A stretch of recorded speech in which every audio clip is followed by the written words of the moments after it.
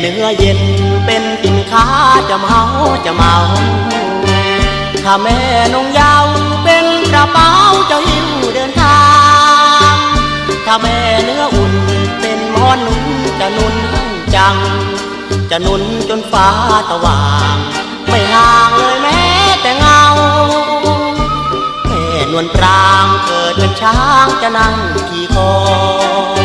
แม่นวลละออเป็นห้องหอจะเมาถ้าแม่เนื้อเย็นเป็นรถเบนซ์คันงามที่เทา10 ปีไม่ยอมให้เก่าขับเบาๆตัวเครื่องจะพังดิน